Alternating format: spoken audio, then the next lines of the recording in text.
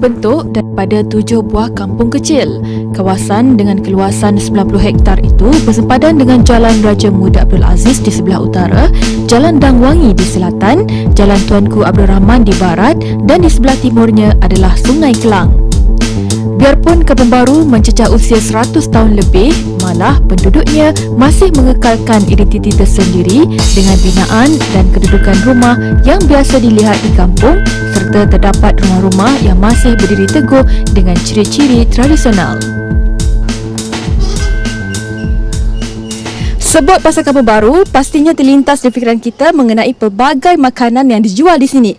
Namun, tahukah anda bahawa di Kampung Baru ini terdapat pelbagai perkara menarik dan juga tempat-tempat yang menarik yang perlu anda kunjungi? Antaranya ialah Rumah Limas yang telah dibina sejak tahun 1913.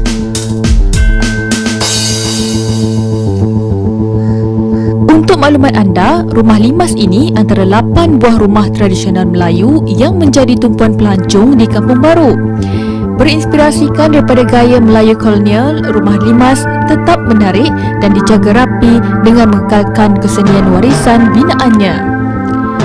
Rumah sepanjang 30 meter dan lebar 15 meter ini berunsurkan gaya limas dari Selangor dan dibina menggunakan kayu cengal yang tahan lama. Biarpun usia rumah ini mencecah lebih 100 tahun, namun pemiliknya masih mengekalkan dengan reka bentuk tradisional yang menarik dan unik.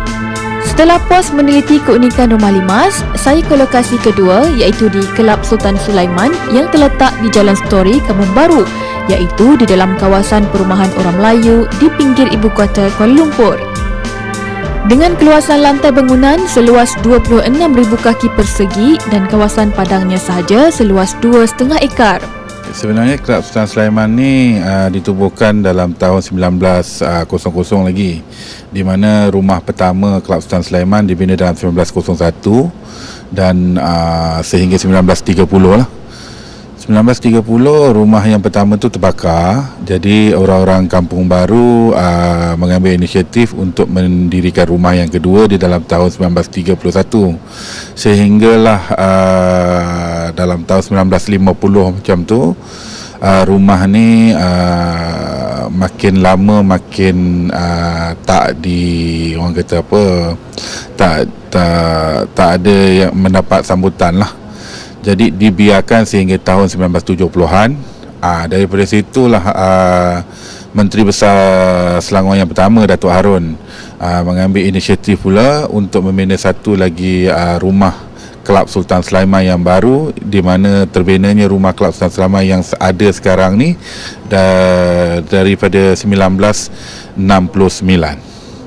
Ini bangunan yang you tengok sekarang ni adalah bangunan yang daripada 1969 hingga sekarang lah, 2014 lah. Okey, Kampung Limas dah pergi, Kelab Sultan Sulaiman pun dah pergi, perut pun dah lapar. Saya pun tak sabar nak rasa salah satu restoran yang terkenal dengan ikan bakar ni, katanya sedap. Jadi itu sahaja yang dapat saya kongsikan setakat ini. Assalamualaikum, jumpa lagi, bye-bye. Waalaikumsalam. Saya rasa bingkisan tadi itu sedikit sebanyak menjawab persoalan bagi yang menonton pagi ini, kat mana nak makan hari ini. Kampung Baru bukan saja lokasi yang ditunggu-tunggu ataupun sentiasa yang dicari untuk makanan, tetapi lebih jauh dari itu, ia sebenarnya satu simbol perpaduan. Kita tanyakan kepada Tuan Haji Naharuddin Haji Abdullah, Ketua Pegawai Eksekutif Perbadanan Pembangunan Kampung Baru. Betul Tuan Haji, ya, simbol perpaduan. Bismillahirrahmanirrahim. Assalamualaikum warahmatullahi wabarakatuh. Dari Zaliha dan juga sebenarnya saya pagi ni teruja dijemput hadir ke ATM menceritakan tentang simbol perpaduan Kampung Baru ni. Sebenarnya Kampung Baru ni bukan saja simbol perpaduan. Nama Kampung Baru tu sendiri pun sangat unik. Kita tengok ejaan dia. Kampung BHIARU. Hakikatnya satu nama yang sangat unik. Dalam kampung itu ada 7 lagi buah kampung. Jadi sebenarnya Kampung Baru itu dianggap sebagai satu nama tempat, sama dengan nama Ampang dan sebagainya. Dan inilah satu keunikan yang ditanya tentang simbol perpaduan, di mana simbol perpaduan terlihat bukan saja orang Melayu tinggal dalam suasana yang harmoni, yang tenang, berpadu, tetapi dia dapat berkongsi peaceful coexistence dalam konteks dengan masyarakat Cina. Di sana memang ada kuil Buddha, Ya. ada tokoh Cina, ada Gurdwara, sebuah Gurdwara yang terbesar di Asia Tenggara. Kita ada Masjid Pakistan, kita ada Masjid Kampung Baru, Masjid Jamek. Kemudian kita ada Surau Jawa atau Surau Rajaiyah. Jadi inilah simbol perpaduan yang telah pun perkukuhkan sejak penubuhannya 116 tahun yang lalu. Ya, jadi Tuan Haji unik, dibesarkan di Kampung Baru. Saya ya begitulah lebih kurang ya.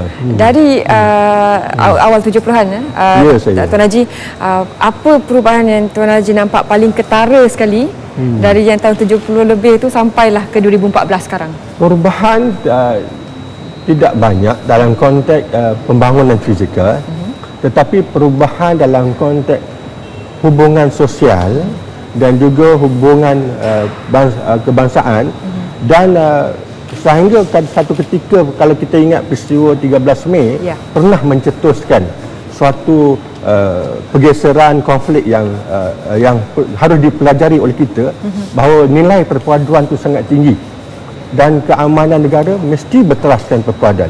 Kehidupan bersama, kebersamaan itu, bahu-membahu itu perlu diperkukuhkan. Dan bila kita lihat perubahan ini, inilah yang menyebabkan usaha-usaha membangunkan semula Kampung Baru ini perlu diseimbangkan dengan keadaan persekitaran yang ada, kerana potensi Kampung Baru itu sendiri adalah sebuah penempatan yang seluas 301 ekar Ya. dan berada di kedudukan yang sangat strategik di segitiga emas Kuala Lumpur, dan perimbangan ini kita lihat antara kedua-dua kawasan segitiga emas yang ada sekarang dengan yang ada sekarang ni ibarat orang kata antara dua darjat. Kita tengok skrin gitu. sekarang, rumah tradisional berlatar belakangkan bangunan pencakar langit. Ada dua sudut sebenarnya di sini Tuan Haji. Satu yang melihat baguslah sebab ia mengekalkan sesuatu yang bersejarah, tetapi ada lagi satu aspek bila mana ramai yang mengatakan sampai bila boleh bertahan tradisionalnya begitu, sebab dalam pembangunan sekarang tanah tu memang tanah yang cantik lah kata orang, memang lokasinya memang hebat sekali. Jadi usaha untuk melindungi dan kalau nak dibangunkan pun bagaimana ia memberi manfaat balik kepada penduduk Kampung Baru tu. Atas kesedaran bahawa Kampung Baru ni merupakan mutiara bangsa, nation jewels, yang kata jewels of the nation, yang kita harus anggap bahawa ia ada potensi yang besar. Di samping kita mengekalkan enklave kebudayaan Melayu yang di sana, tetapi proses perimbangan pembangunan fizikal tu perlu diberikan tempatnya yang sebenarnya, kerana potensinya sangat besar. Sebab itu bila perbadanan Kampung Baru ditubuhkan oleh kerajaan pada 2012, kita melihat bahawa inilah peluang yang paling utama, meimbangi kedua-duanya di samping mengekalkan nilai-nilai warisan yang ada.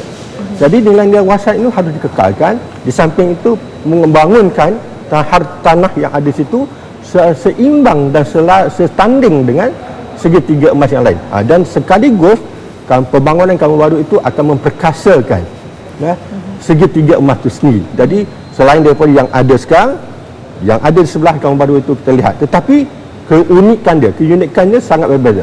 Satu pembangunan buah penempatan Islam, budaya Islam yang berciri moden, tetapi mempunyai nilai hartanah yang setanding dengan di sekitar segitiga emas itu. Itu yang paling penting kita kekalkan. Tuan Haji sebutkan tadi tentang tragedi 13 Mei.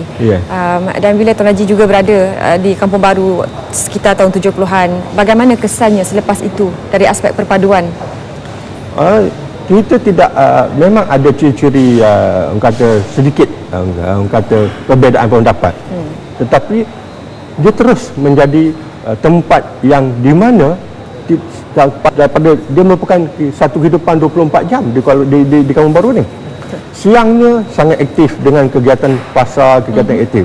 Malamnya begitu dengan peristiwa makan minum. Jadi tidak nampak orang kata ia ada satu yang menggugat keharmonian di Kampung Baru itu, dan bahkan keselamatan, keselesaan, kesejahteraan itu terus diperkukuhkan dengan kerjasama ketua-ketua kampung, sebuah dan juga orang ramai dan kita lihat satu keadaan yang sangat unik. Bahkan hatta sekali pun kita sebut sekarang ni Kampung Baru ialah syurga makanan. Ya. Food heaven. Jadi gitulah. Sebelum kita pergi lebih jauh kepada aspek makanan tu, apa yang Tuan Najib sendiri rasa nostalgik ataupun sentimental bila teringat Kampung Baru? Yang nostalgiknya bubur lambuk. Nostalgiknya bubur lambuk. Bubur lambuk ni kalau setiap Ramadan, satu bazar Ramadan. Satu-satu suasana yang sangat perlu dikekalkan. Perlu dikekalkan. Itulah satu-satu yang unik. Bahkan kita sekarang ni berusaha pula memperkenalkan orang kata herbs ataupun herba-herba keluaran tempatan Kampung Baru orang Melayu dan digabung dengan masyarakat Indonesia yang sangat terkenal dengan kehebatan ini, dan ini keunikannya. Jadi makanannya hebat, herbanya hebat, bubur lambuknya hebat, orangnya pun hebat. Jadi kehebatan inilah yang perlu kita kekalkan.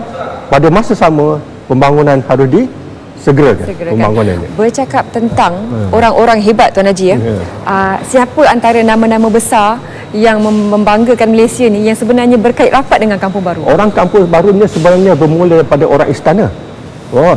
Sultannya, Raja Tun Udanya, ya, Raja Alauddinnya, Sultan Ismailnya, Tun Razaknya, bahkan ketika ini kita terkenal dengan beberapa tokoh, Tan Sri Amrin Buang, Tan Sri Azman Hashim, ramai lagi sebenarnya yang kalau nak sebut rasanya tak adil kalau tak disebut. Jadi hakikatnya sangat terkenal, sangat boleh dihitung, dan kehebatan bahkan ulama-ulama di situ memang antaranya yang kiai-kiai yang hebat di Kampung Baru.